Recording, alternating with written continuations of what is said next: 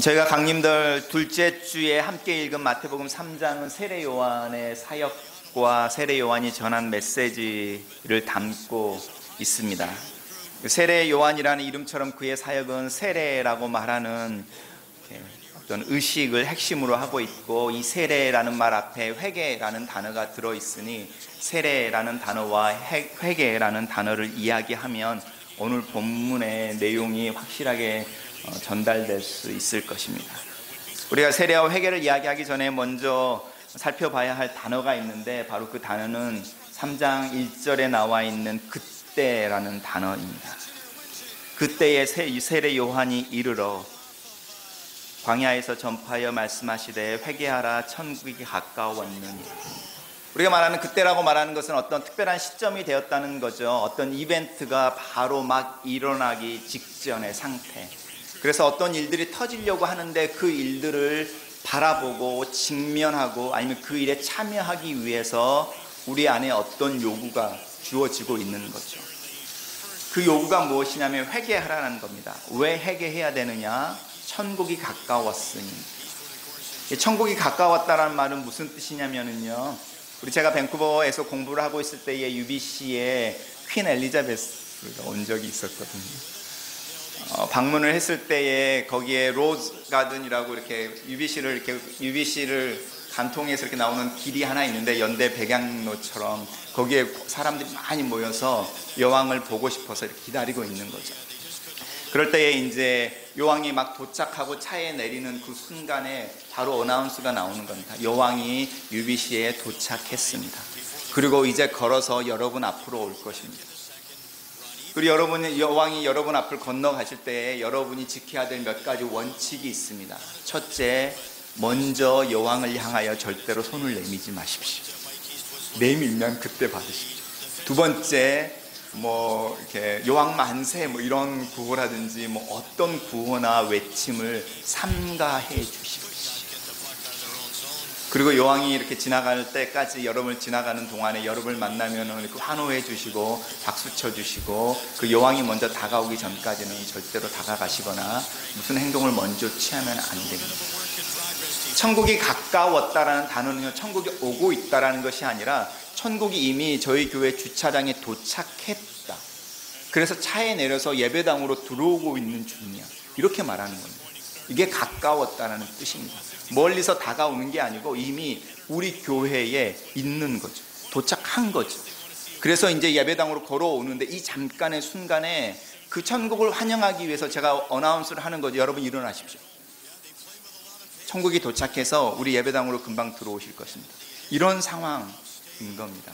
회개하라 천국이 가까웠느니라. 천국이 막 도착해서 저 예배당 안으로 들어올 것이니 여러분 일어나십시오. 그러면 이 일어나는 행위라는 그 행위를 생각해 보십시오. 여러분이 이렇게 일어나 있으면 얼마 동안 일어나 있어야 할까요? 천국이 여기에 들어올 때까지. 그렇죠. 그 들어오는 시간이 1분, 2분, 3분이 될지 모르지만 그게 지겨워서 앉아있다가 일어났다가 앉아있다 이런 행동이 아니라 일어나 있으십시오라는 거예요. 그러니까 회개하라 천국이 가까웠느니라. 천국이 도착해서 바로 네 눈앞에 올 것인데 그 천국을 맞이하기 위해 일어나 있으라. 회개하라는 단어가 회개 한 번, 두 번, 세 번이 아니라 회개하는 상태로 있으라는 뜻인 겁니다. 영어로 번역을 하면 keep on repent. 회개하고 있어, 항상. 그래서 이거를 회개하는 라이프 스타일을 가져라, 이렇게 말하는 겁니다. 그러면 세례 요한이 또 예수님이 처음 전했던 그 메시지의 핵심인 회개하라 천국이 가까웠느니라 말하는 그 회개라는 것은요, 지속적인 거죠. 진행형으로. 우리가 항상 이렇게 서 있는 이 자세를 말하는 겁니다. 그러면 이 회개하는 자세, 회개하는 삶, 이렇게 서 있어서 천국을 환영할 준비를 하고 있는 이 모습은 우리가 죄를 고백하는 회개의 행위와는 다른 거죠. 그것은 우리가 하나님 앞에서 문제가 있다든지 잘못을 했다든지를 깨달을 때에 고백하는 어떤 이벤트성의 순간순간 대나무의 마디처럼 이렇게 툭툭 걸리는 행위라고 한다면, 세례 요한을 통해서 우리에게 요청되어지는 회개하라는 말은 이 마디마디가 아니라 대나무 사이에 줄긴 거죠. 쭉 회개한 상태로 있어요. 그 상태가 어떤 상태일까요? 항상 회개하는 삶을 산다. 중세 사람들은 이 회개한다는 단어를 참회한다라고 이해를 했습니다. 왜냐하면 그들이 읽었던 성경은 참회하라라고 되어 있습니다. 그래서 루터 같은 경우에 그가 회심하고 믿음으로 구원을 얻는다라는 걸 깨닫기 전에 자신의 죄에 대해서 회개하는 거죠. 회개하는 것이 아니라 참회하는 거죠. 그러면 100개가 넘는 계단을 무릎으로 걸어가고 한 걸음 걸을 때마다 이렇게 절을 하면서 하나님 앞에 사죄하고 또 한 걸음 걸어가고 자신에게 자신을 이렇게 채찍으로 때리면서 참회를 한다든지 자기를 고통스럽게 만들어서 내가 지은 죄에 대해서 내가 얼마나 속상해하고 애통해하고 있는지를 표현해내는 그런 게 참회인 거죠. 그런데 사람들이 알게 된 거죠. 하나님 우리에게 요청하고 있는 것은 참회가 아니라 회개하는 것. 회개와 참회는 다르다는 거죠. 참회는 감정적인 반응에 포커스를 하고 있다면 회개라는 것은 우리의 마음의 변화, 우리의 의지의 변화에 대한 이야기를 하고 있는 겁니다. 만약 여러분 참회에 대한 이야기를 하고 있으면 얼른 오면 좋겠다라든지 왜 이렇게 오래 서 있는데 너무 불편해 이런 마음을 속으로 갖고 있다면 회개한다는 것은 그런 마음을 갖는 게 아닌 거죠. 박수칠 준비를 하고 있는 거죠. 그러면 바로 박수를 치려고. 아니면 저기서부터 발소리가 들리고 있으니 벌써 여러분 중에 어떤 성질 급한 사람은 벌써 박수를 치고도 있을 수 있는 거죠. 회개한다라는 것은 그렇게 환영한다라는 것. 하나님이 우리를 향하여 오고 계시니 그 오고 계시는 하나님의 방향으로 돌아서서 오고 계시는 하나님을 환영할 준비를 하고 있는 삶의 태도, 그것이 회개라는 겁니다. 그럼 우리가 여러분 안에 있는 죄를 우리가 방금 예배를 시작할 때 드렸던 그런 기도와 오늘 메시지에서 이야기하는 회개하라는 회개는 다른 부분인 거죠. 우리의 행위에 대한 참회나 고백이나 후회가 아니라 우리의 삶에 어떤 애티튜드나 마인드가 있는데 그 마인드셋을 하나님 나라에 합당한 모습으로 바꿔서 살아가야 한다.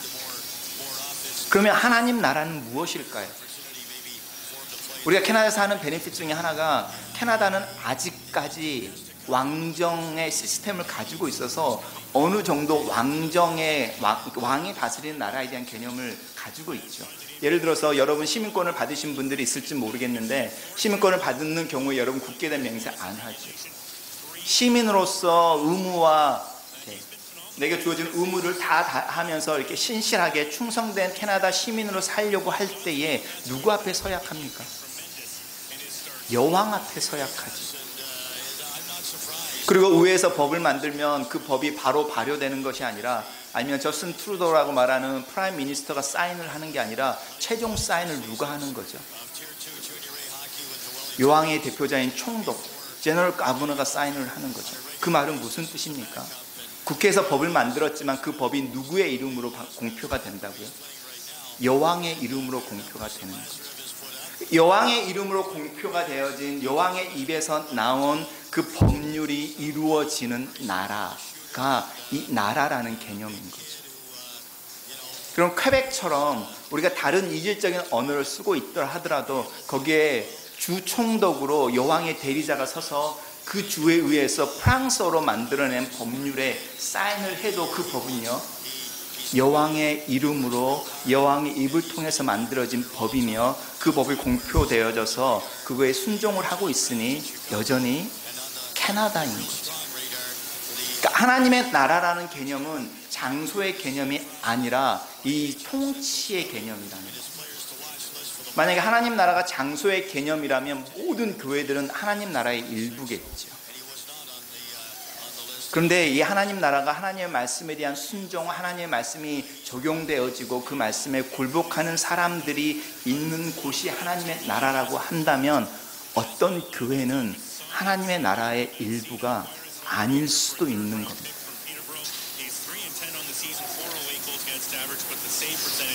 이 하나님의 나라, 하나님이 이제 금방 당신이 무엇을 원하는지 어떤 일을 행하려고 하시는지 이미 그 공표된 말씀이 다가오고 있다는 거죠. 그리고 그 말씀을 받아 그대로 살기 위해 우리가 있는 자리에서 일어서 그 메시지를 전달하러 오는 아니면 그 메시지 그 자체를 받아들일 준비를 하고 있으라. 회개하라, 천국이 가까우니. 그럼 우리가 이렇게 일어서서 환영할 준비를 하고 있는 이 상태가 어떤 상태인가? 이것을 마태는 뭐라고 이야기를 하냐면 회개에 합당한 열매를 맺는 삶. 왜냐하면 우리가 이렇게 서 있으니까 서 있음으로 나오는 어떤 현상이 있겠지. 그 현상이 나타나는 삶이라는 겁니다. 예를 들어서요, 우리가 말하는 그레이스라고 말하는 이 은혜라는 단어는 교회가 만들어낸 단어가 아니죠. 그리스 사람들이 벌써 그레이스라는 말을 많이 쓰고 있었습니다. 그리스 사람들이 문학이나 그 일상생활에서 그레이스라는 단어를 쓸 때 이 은혜라는 단어는 어떤 부분으로 쓰여져 있냐면 이렇게 못생기고 어글리한 것에 대한 반대로서 아름다운 것, 그게 그레이스라는 뜻입니다. 병들고 아픈 상태에 반대해서 건강한 모습으로 있는 것, 나를 건강한 모습으로 있게 하는 어떤 힘, 상태, 그게 그레이스라는 겁니다. 무질서한 상황이 있는데 이 무질서한 상황에 질서를 부여하는 어떤 힘이 있는데 그게 바로 그레이스라는 겁니다. 그러니까 그레이스라는 것은 이 시대에 누구의 말을 빌리면 비정상적인 어떤 상태가 있는데 그 비정상적인 상태를 정상으로 돌려내는 어떤 힘이 있다는 거죠. 존재가 있는데 그게 바로 그레이스라는 거예요. 근데 이 비정상을 정상으로 바꾸는 이 그레이스라는 힘은 우리 안에서 자가 발전적으로 나오는 것이 아니라 우리 밖에서 주어지는 거예요. 성경에 그레이스라는 단어가 들어오면서 강조되어지는 거죠. 그러면 은혜의 사람들의 삶 속에는 나타나야 되는 열매가 있다는 거죠. 그의 삶이 무질서했다면 은혜를 체험하고 난 그 사람의 삶에는 질서가 있을 거라는 겁니다. 그 사람의 시간을 소용하고 자기의 삶을 꾸려나가는 데에 자기의 기본적인 본능적인 욕구들을 따라갔다고 한다면, 은혜를 체험했다면 그의 삶에는 목적이 있을 거고 목표가 있을 거고 의도적인 선택이 있을 거라는 겁니다. 그의 삶이 정말 어글리하고 더럽고 청소하지 않고 있었다면 은혜를 경험하는 그 사람의 방에 들어가면 뭔가 질서가 있을 거라는 거예요. 은혜를 받았으니까 뭔가 차이나는 뭔가가 있을 거라는 겁니다. 그래서 구원이라는 단어가 똑같은 단어인 거죠. 비정상적인 상태에서 정상적인 상태로 돌아가는 것, 그게 구원이라는 단어죠. 그래서 성경에서 구원을 표현할 때 가장 많이 표현하는 표현이 아픈데 나았어. 이게 구원의 핵심이잖아요. 근데 그 아픈 나를 낫게 만든, 주저앉아 있는 나를 일어나서 달리게 하는 그 힘이 있는데 그게 바로 은혜라는 겁니다. 그리고 이 은혜가 하나님 나라의 핵심인 거죠. 이 은혜를 받아들이는 사람이 서 있어서 환영하는 자세, 회개하고 있는 상태인데, 그러면 그 은혜가 나를 이렇게 흘러내려가면 내 삶에 변화가 있을 거라는 거죠. 그게 회개에 합당한 열매라는 겁니다. 단순히 우리가 무릎을 꿇고 하나님, 내가 이러이러한 죄를 지었습니다, 용서하여 주십시오, 기도하고 나서 그 죄를 다시 안 지으려고 몸부림을 치는 이런 수준이 아니라, 내가 감당할 수 없는 어떤 은혜란 힘이 내 밖에서 내 의지와 상관없이 내 안에 들어와 버려서 내가 다른 사람이 되어가고 있는 거예요. 그래서 마태가 이야기하고 있는 이 본문 중에 굉장히 흥미로운 부분은 도끼가 놓여 있는데 어디에 놓여 있다고요? 나무 뿌리에. 나무 뿌리는, 여러분 나무를 이렇게 베보신 분들은 알겠지만 누가 나무 뿌리를 베입니까? 왜냐하면 뿌리는 땅 밑에 있는 거잖아요. 근데 도끼가 줄기에 있거나 밑둥이에 있는 게 아니고 뿌리에 있다는 겁니다. 특별히 마태복음에서는요, 무엇을 강조하냐면 착한 행동, 좋은 행실 정말 중요해. 그런데 착한 행동, 선한 행실이 그것보다 더 중요한 게 있는데 그것이 좋은 동기에서 나와야 돼. 여러분, 우리가 얼마든지 선한 이웃으로 살 수 있습니다. 여러분, 제가 여러분 만나면 웃을 수 있고요, 여러분 만나면 손 잡아줄 수 있고요, 여러분 뭐 필요하면 라이드 해줄 수 있고요, 뭐든지 다 해줄 수 있습니다. 그래서 좋은 목사 이런 소리 들을 수 있습니다.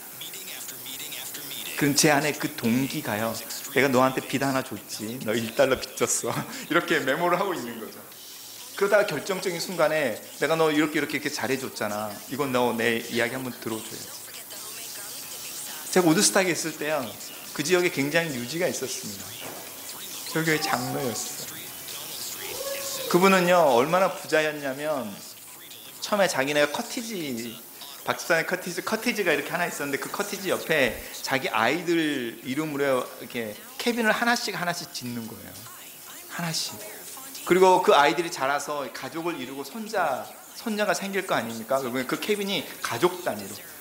그래서 이게 커티지에 들어가면요, 자기네 메인 커티지가 있고 캐빈이요, 가족 캐빈이 6개가 이렇게 있어요. 애들이 6명인 거죠. 세금이 굉장히 많이 나오잖아요.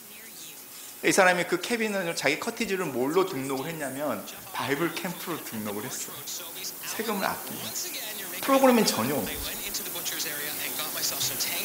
근데 이 사람이 정말 잘하는 게 뭐냐면요, 교인 중에 만약 어려움을 당하고 있는 사람들, 특별히 재정적으로 어려움을 당하고 있는 사람들 체크를 써주는 거예요. 10,000불, 20,000불 이렇게 써. 지금 너 형편이 이렇잖아. 그리고 상황이 되면 갚아. 안 갚아도 돼. 이렇게 말하는 거예요. 그리고 나서요, 1달이나 2달이 되면 전화가 와요. 그 체크를 받은 사람한테. 내가 부탁을 하나 해도 될까? 이렇게. 사람들이 그걸 알아요. 근데 자기도 모르게 그 상황 속에서 자기 손에 주어진 체크, 그 다음에 자기에게 들어오는 부탁 하나, 그리고 2개, 3개 이렇게 들어주면서 소위 말하는 라인 속에 들어가 버리는 거, 자기도 원하지 않게. 라인 속. 선한 행동이죠. 필요에 있는 사람, 특별히 가난해서 어려움 있는 형제 자매들을 도와주는 선한 행동. 근데 마태가 이야기하고 있는 것은 그 선한 행동이 더 선한 동기에서 나오는 거예요. 우리가 왜 이렇게 서 있습니까? 제가 회개한다는 표현을 자꾸 쓴다는 표현으로 쓰는 겁니다. 천국이 도착해서 들어오고 있는데 우리가 이렇게 서서 천국을 환영할 준비를 하고 있습니다. 우리가 동일한 행동으로 이렇게 서 있을 수 있지만 우리 안에 그 서서 천국을 기다리는 우리의 동기는 다를 수 있죠. 어떤 사람은 사인 하나 받아서 갑으로 걷어놓으려고, 또 어떤 사람은 그 천국이라는 사람이 힘이 있고 능력이 있으니 아까 말씀드렸던 것처럼 내가 지금 필요한 체크 하나면, 아니면 그 사람 사인 하나면 내가 가지고 있는 어떤 문제가 해결될 수 있지 않을까? 이런 동기.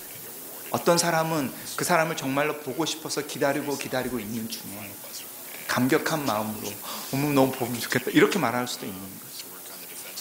마태가 말하는 것은요, 하나님이 너희를 향해 오고 있으니 그 방향으로 돌아서서 그분을 맞이할 준비를 하고 있어. 그분을 맞이할 준비를 하는 그 서 있는 상태에 네 마음속에 무엇이 너로 하여금 서서 그 오시는 하나님을 기대하게 하는지를 생각해 보라는 거예요. 그래서 내 문제가 해결되기를 원하는지, 그래서 내가 더 건강해지기를 원하는지, 그래서 내가 내 자녀들이 더 잘 되기를 원하는지, 그래서 내가 지금 직면하고 있는 어떤 삶의 문제가 해결되기를 원하는지, 아니면 나를 사랑한다고 고백하고 오는 그 하나님 그분만으로 내가 정말 그분의 얼굴을 보고 싶고 느끼고 싶고 말 한번 섞어보고 싶어서 기다리는지, 아니면 그분이 나를 데리고 어디로 더 나은, 내가 기대하지 못했던 어떤 삶의 다른 수준으로 넘어갈 건데 같이 가면 좋겠다. 밥 한번 먹는 것도 영광이네. 어떤 동기로 기다리느냐는 겁니다. 그러면서 세례를 베푸는 거죠. 세례 요한이 베푸는 이 세례의 행위는 유대인들이 베풀고 있던 가장 중요한 의식 중에 하나였습니다. 저도 지난주에 유아 세례를 했으니까요. 유대인들에게 있어서 이 세례는 유대인들이 받는 게 아니었습니다. 이방인들 중에 고넬료처럼 유대교의 교리와 가르침, 또 유대인들의 삶에 감탄하고 감복해서 유대교로 개종해서 우리 교회 멤버가 되는 것처럼 그곳에 있는 뭐라고 그러죠? 회당의 멤버가 되려고 하는 이방인들이 입회식처럼 받는 의식이 세례였습니다.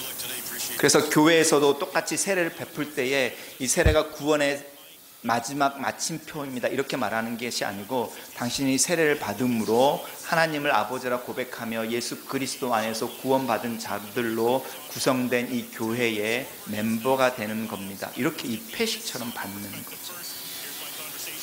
근데 이렇게 이방인들이 받았던 세례를 세례 요한이 유대인들한테 받으라고 말하는 거죠.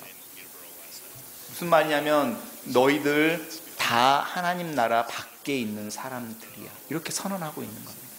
너희나 이방인들이나 하나님, 다가오시는 하나님의 입장에서는 다 똑같은 거예요. 왜냐하면 하나님의 나라라는 것은 하나님의 말씀이 이루어지고 그 말씀에 순복하는 사람들, 그 영역인데, 너희들은 하나님의 말씀을 따라 살고 있지 않으니 너희들은 다 하나님 나라 밖에 있는 거예요. 그래서 이 하나님 나라 안으로 들어오기 위해서는 아까 말씀드리는 것처럼 일어나 있는 삶을 살아야 하는데, 그 상징으로, 그 표현으로 세례를 다시 받아, 이렇게 말하는 거죠. 제가 여러분에게 말한다고 생각해 보십시오. 여러분이 받았던 세례는 다 거짓입니다. 왜냐하면 여러분의 삶에는 하나님의 말씀이 하나도 적용되고 있지 않으니 여러분 회개해야 합니다. 왜냐하면 하나님이 정말로 오고 계십니다. 여러분, 이 다가오시는 하나님을 맞이하기 위해서 여러분 회개하십시오. 그리고 세례를 다시 받으십시오. 여러분의 지금까지 믿음은 다 가짜입니다. 이렇게 말한다고 생각해 보십시오. 여러분 중에 간복하는 사람들이 있겠죠. 그런 분들이 이 세례 요한 앞에 나와서 세례를 받는 사람들인 겁니다. 어떤 사람들은 성당, 여기 예배당을 떠나면서 너 잘났다, 그 다음 주부터는 안 와, 이런 분들이 있으시겠죠. 바리새인과 사두개인이라고 말하는 종교적인 지도자들이 세례 요한에게 나오는데, 세례 요한에게 나올 때 세례 요한에게 세례를 받기 위해서 나오는 게 아니라 세례 요한을 대적하고 세례 요한에 반대하기 위해서 나오는 겁니다. 왜냐하면 세례 요한의 메시지가 오늘날 한국교회에서 잘하는 이단성이 있는 메시지인 거죠. 기존 교회를 부정하는 메시지인 거잖아요. 이단으로 메시지를 살펴서 정죄해야 하기 위해서 나오는 사람들인 거죠. 종교적인 지도자들. 그들을 향해서 요한이 경고하는 겁니다. 독사의 자식들아. 우리나라 말에는 더 리얼한 말이 있죠. 개 XX. 이렇게 말하고 있는 겁니다. 너희들이 예수를 믿는다고 구원을 받았다고 말하지 마. 왜냐하면 너희들의 삶 속에는 그 예수를 믿는 자로서 예수의 가르침에 순복하는 행위나 행동이 하나도 없으니 너희들은 사실은 예수를 믿는 사람들이 아닌 거야. 그래서 너희들 이제 마음을 다시 돌이켜야 돼.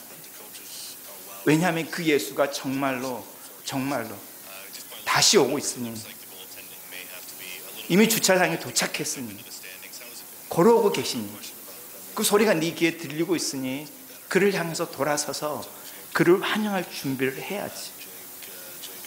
그러면 네 마음속에 가장 깊은 곳에 있는 것들부터 다시 뒤집어 봐 라는 겁니다. 네 행위의 뿌리부터. 그러면 뭐가 드러날까요? 우리가 우리의 행위의 뿌리를 살펴보면, 제가 살면 살수록 이 동기의 문제들을 살피고 성찰하면서 깨닫는 것은 뭐냐면, 제 마음속에 있는 선한 동기는 마치 베이컨 같아서 밑하고 팻이 구별되지 않는다는 거예요. 제가 대학생 때 교회에서 A형 이렇게 갑자기 수혈을 구하는 광고가 나와서 예수를 믿고 저희 청년부 회원이 피가 부족하다는 거, 백혈병 때문에 강남 성모병원에 달려가서 헌혈을 했습니다. 그때 전 처음 알았어요. 헌혈을 하는데 피를 뽑아서 이렇게 어디 원심분리 같은 데 돌리더니 혈소판만 다 가져가고요, 나머지는 다시 돌려주더라고요. 한 2시간을 누워 있었던 거예요. 그리고 나오는데 그 형제의 부모님이 저한테 오더니 고맙다고 이러면서 봉투를 하나 줬어요. 집에 와서 열어보니 그때 돈으로 5만 원이 있어요. 저는 선한 동기로 헌혈을 했죠. 내 형제. 그리고 저에게 돌아온 게 5만 원에 대한 감사의 표현이었어요. 저희가 안 받으려고 그랬는데 잘 썼죠. 그리고 한 3달, 4달쯤 됐는데 다시 전화가 온 거예요. 한 번만 더 해줄 수 있겠어? 제가 예라고 대답을 했는데요, 그 예라고 대답하기 전에 제 머리를 스치는 생각이 있는데, 아싸 5만 원. 5만 원은 뭐 하지?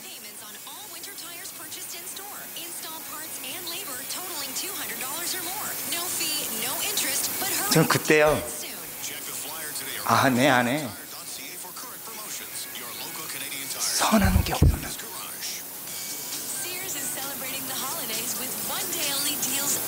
양심이라는 게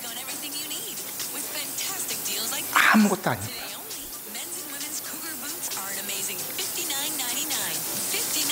하나님의 도끼가 뿌리를 향하고 있을 때 잘릴 수밖에 없는 거죠. 누가 그것을 피할 수 있겠습니까? 누가 그것을 피할 수 있겠습니까? 회개라고 하는 것은 우리의 의지로 나오는 게 아니라는 거죠.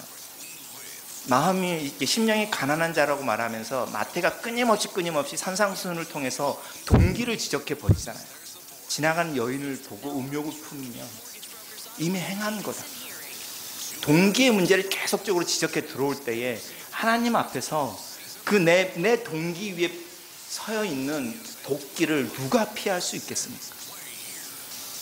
제가 여러분 앞에 목사로 서 있고 하나님의 뜻이 이렇고 우리가 아름다운 교회를 이루어 봅시다 이렇게 말하지만 제 동기 하나하나를 도끼로 쳐 내려가면 그 안에는 똑같은 거죠.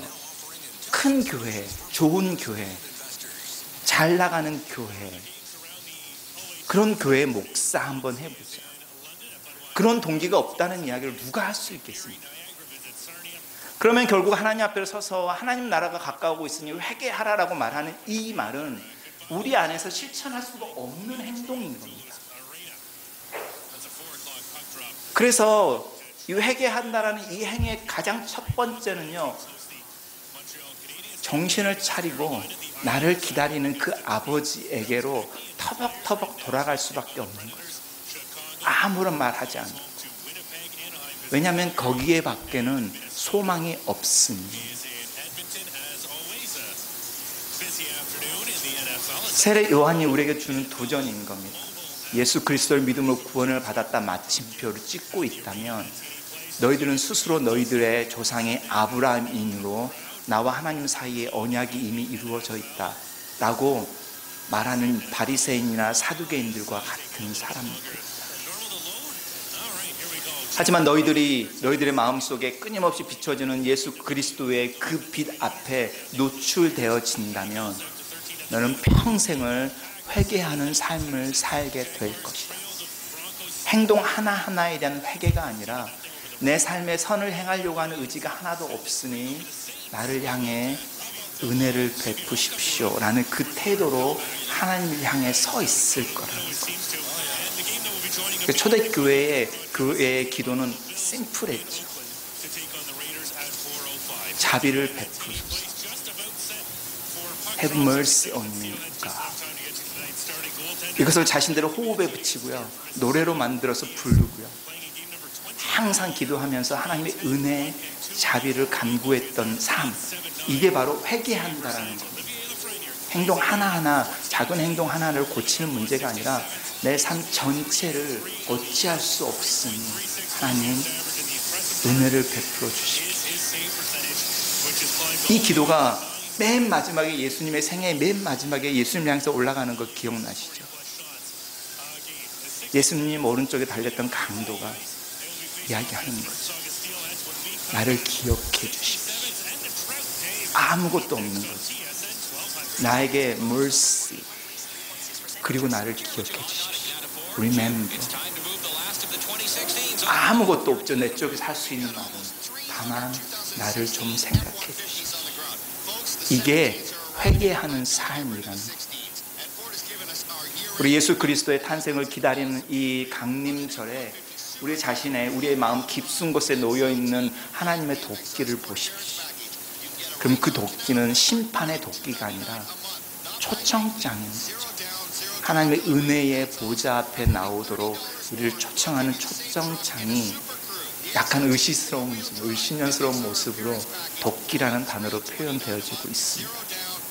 그렇지만 그 초청장을 분명하게 인식하고 있는 이들은 이 회개한다고 말하는 회개 스타일의 삶을 살 것이고, 하나님 이 주차장에 도착해서 예배당으로 들어오고 있는 그 긴박한 상황에 하나님 나라에 들어가는, 그래서 그 나라를 경험하게 되는 삶을, 축복을 받게 될 것입니다.